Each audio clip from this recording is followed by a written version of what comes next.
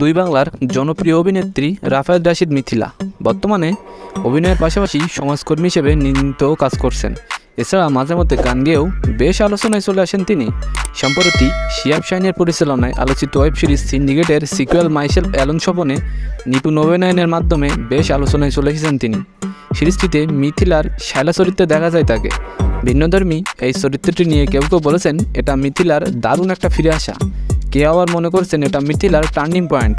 তবে মিথিলা মোটেও এমনটা ভাবছেন না। তার মতে অভিনয়ই বরাবরই তিনি অনিয়মিত, তাই ফিরে আসা বা টার্নিং পয়েন্টের মতো কিছুই নয়। তবে মাইসেলফ অ্যালোন স্বপনে অভিনয় করে অন্য সময়ের চেয়েও বেশি আলোচনায় তিনি। এই মুহূর্তে কলকাতায় আছেন মিথিলা, তবে দূরে থাকলেও সামাজিক যোগাযোগ মাধ্যমে সরব আছেন তিনি।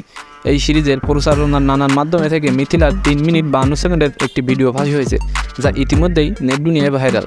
ভিডিওটি মাইসেলফ অ্যালোন স্বপনের শুটিংয়ের কিছু মুহূর্ত তুলে ধরা হয়েছে। জানা যায় শুক্রবার 12 মে এক সপ্তাহের জন্য ঢাকায় আসবেন তিনি। চাকরি, সংসার আর শুটিংয়ের জন্য বেশিরভাগই সময় এখন তাকে বিভিন্ন দেশে থাকতে হয়। প্রসঙ্গত ঢাকা ও কলকাতায় মিথিলা অভিনীত 6টি চলচ্চিত্র মুক্তির অপেক্ষা রয়েছে।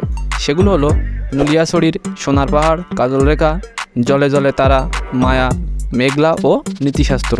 তো আজকের ভিডিওটি কেমন লাগলো? এমন ভিডিও পেতে অবশ্যই আমাদের পাশে থাকবেন এবং সাবস্ক্রাইব করবেন। ধন্যবাদ।